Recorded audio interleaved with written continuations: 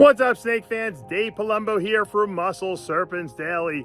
The sun is setting here on Cape Coral, and it was a cold weekend. But I did leave my snakes outside, and they did fine. I saw them today. They were basking, warming up as best they could, because the temperatures, they went down to like the high 30s, but they went up to the 70s today. So I knew that was coming, so I knew that I wanted to see if they'd be able to handle it. They all stayed by the hot box in the outdoor enclosure, and I saw them as soon as it warmed up. They came out, they were basking in the sun, warming themselves up just like they would in nature. The reason I didn't want to bring them in is because I don't want to break this breeding cycle. I think that these cold temperatures are actually good to shock these snakes into breeding. I hope I'm right, because you know, I haven't had any luck keeping them in all winter, so I still have one olive pair inside that I never put out since the last cold. They're going out as soon as it warms up here. I'm not risking it. I'd love to see 2 pairs breed. I'll take one though, since I haven't gotten any. But today we're going to be talking about the IMG gene and the Labyrinth gene in boas, and how it interacts and how it works really, really well. So without further ado, let's get inside and take a look. All right, there's my girl. Just open up the cage. She was hanging out right here. And she's let me touch her. She's really coming around. My hands are freezing cold from feeding my turtles before, so I don't want to pick them up too much. I don't know if they care or not, but I come in here every morning, you know, clean the water bowls out, because they like to bask, just hang out in those water bowls. And they do their poops in there, which makes the cage nice and clean. They always have that little basking spot there. That's a ceramic heat emitter, so there's no light coming out of it. So all 24 hours they have heat, though. They want to bask. These guys like to be warm. They like crazy high heat. So I'm gonna pick this guy up. Well, this girl, I don't know. I think they're getting to the stage we might be able to start sexing them properly. And her either boyfriend or girlfriend is over there, also waiting by the cage, which is kind of cool.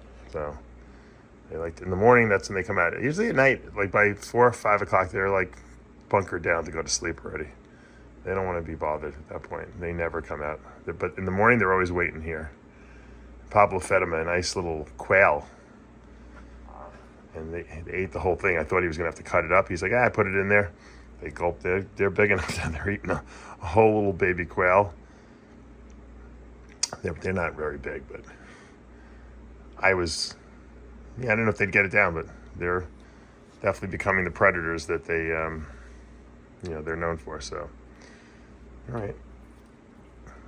See if I can pull this little girl out here. All right, guys, I wanted to show you this. It's 59 degrees out here, according to my Apple Watch.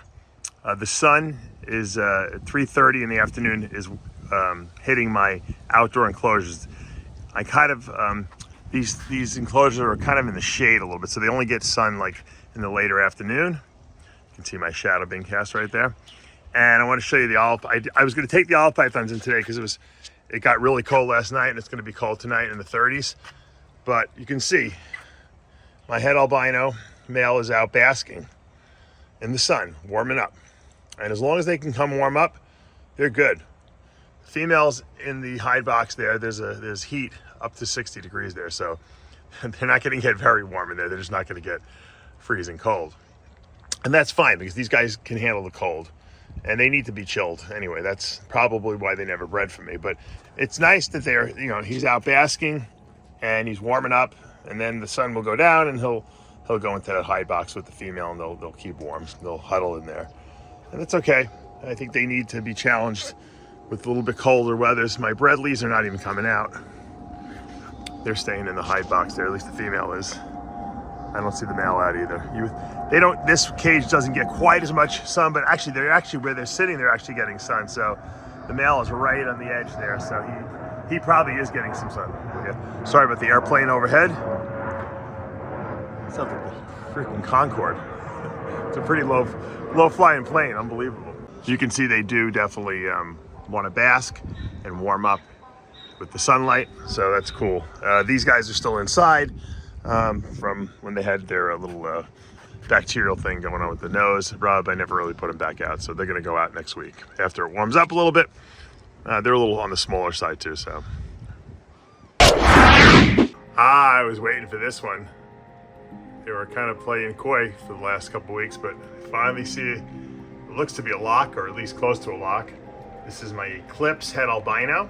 So this is a Motley Leopard Het Col Albino being bred to a possible super hypo Labyrinth. So trying to outcross these Eclipses because they seem to be very inbred. So I just want to bring some new blood into it. And I think a Motley Labby Het Leopard would be awesome, which would possibly also be possible Het Albino. Would be spectacular. So that's what we're going for. I'm trying to put some more pattern back into the Labyrinth project. Because Labby removes pattern. It kind of makes a cool Labyrinth pattern, obviously, but when you start putting more and more genes that remove pattern, you kind of get nothing. So I think Het Leopard would look great. I think Motley would look great. I've seen it before, so that's the plan. So we're gonna leave them alone. I like what we're seeing. That's a nice little lock too here. Look at this. The boas are going crazy now. Maybe it's because the weather is cold outside, although my room seems still pretty warm because it's well insulated. That's my Red Dragon male wrapped around a albino sterling, so I don't want to bother them too much because they seem to not like the fact that I have this thing open and I see the male moving around a little bit. He's kind of crawling off her. They're not locked, but he was kind of just wrapped around her, like courting her for sure. But that'll be great if we can produce that. That would, we'd get all albinos. Some would be sun glows, which would be hype albinos. They would all be Het blood and Het sterling, so that would be pretty awesome, I think. Obviously, sterling removes pattern, so we can make red dragons with no pattern. That would be phenomenal, like just solid red snakes.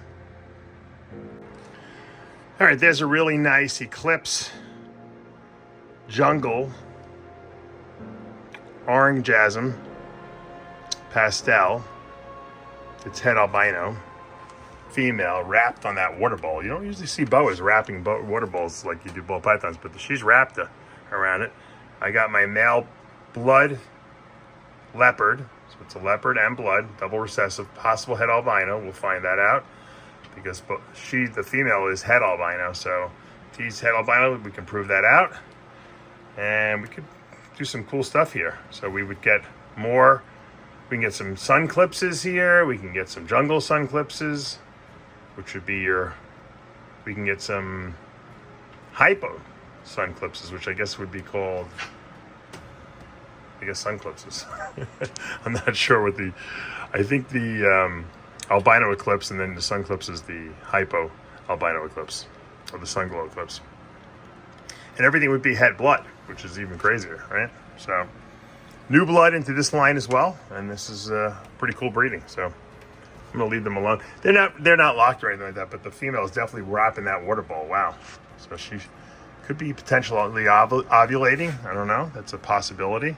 I have seen these guys locked before, so she definitely looks really cool. This was my good friend Slav produced this female and sold it to someone else who then traded it to me, so I'm happy and proud to have one of Slav's snakes in my collection because I know his snakes are top quality.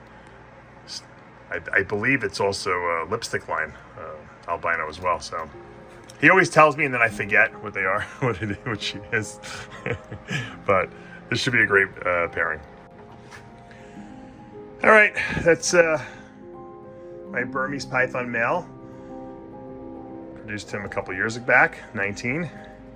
Albino, green, granite, hypo. A hypo albino in Burmese are known as pearls. It's a pearl green granite. I probably should just open the cage up, let him out. Take a good look. There he is. There's my boy.